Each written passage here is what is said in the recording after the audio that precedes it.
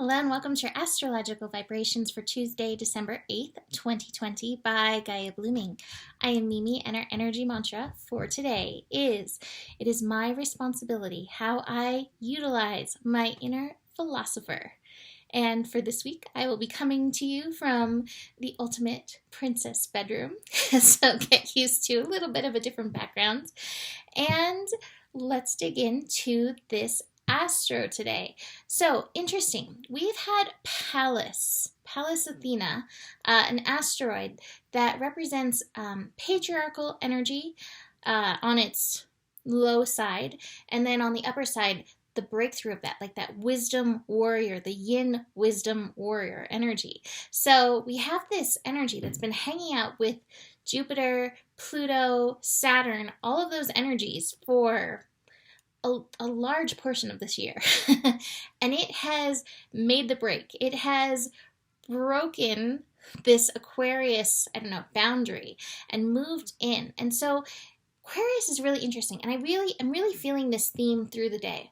Aquarius is ruled by both Saturn and Uranus. And I do think Uranus has a slightly stronger pull in the rulership, and yet we still have that Saturn energy. So Aquarius energy can be known as the rebel. Aquarius wants to be unique, do its own things. And that's part of the Uranus energy, being ruled by Uranus energy. And yet we have that Saturn piece ruling Aquarius. And that Saturn piece can get stuck in society and Saturn guidelines and I don't want to say following the herd, but being one with the herd, that community feeling.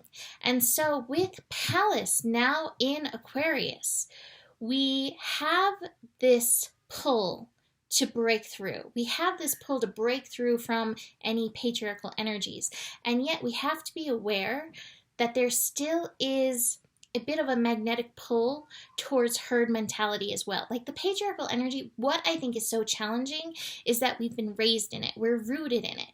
And so we really have to go through ourselves and pull out the weeds in regards to it to help ourselves shift, because it's really easy to fall into those same patterns. And this is definitely a week where we want to be aware of falling into same patterns as we have the sun building to a connection with the south node. So be aware of that.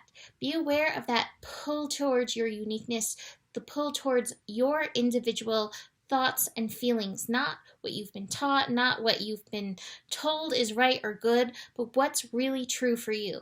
And that's one of the crazy things in this world, and I think it's part of the ultimate balance, is that what's true for you and what's right for you and what's good for you may be the exact opposite of somebody else, and that's okay. That's part, like I said, of this balance and all of the sides, all of the parts, all of the colors being represented. So that being said, speaking of rebels, I told you I feel like there's kind of a theme in that today. We have the moon in Virgo today, moon finishing up in Virgo later in the day, but the moon is going to be connecting to Pluto, Jupiter, and Saturn in Capricorn. So this is a trine. It is supportive. Now, moon in Virgo definitely activates the monkeys. It definitely activates mental energy, for better or worse. Sometimes it can be like in that healing alignment, and other times it can be really activating the worrier. I say Virgo energy is one of the biggest warriors of the zodiac. So as it connects to these energies, we could have the rebel Virgo energy. The rebel Virgo energy is the healer, the one that knows that even when things are out of place, that everything's okay. It's like Jesus energy. It's amazing.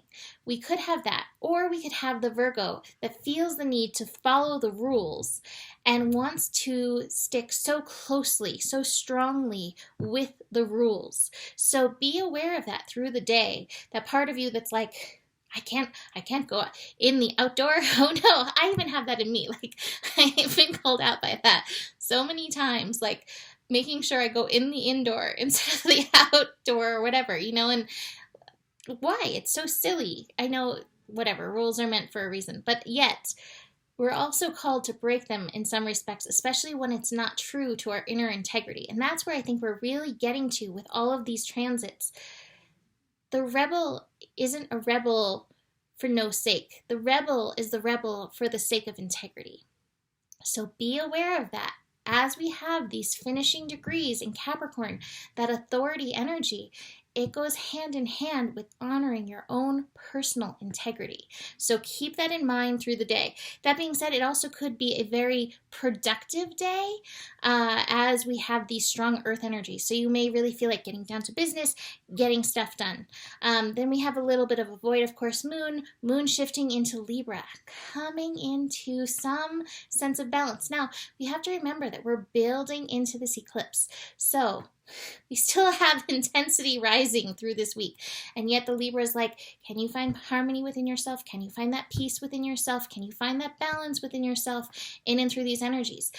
Moon in Libra will connect to Pallas, newly in Aquarius. So again, a lot of us can feel pulled out of sorts by engaging that rebel because it can be criticized from the outside. And yet there is that feeling of that inner integrity, that inner settling when we engage, embody that energy. So do keep that in mind as we move through this energy. So we're being called to follow our heart, the courage card, the strength card in moving forward. This is the awareness card in this deck, but in traditional tarot, this is the chariot card. So we really are pushing forward.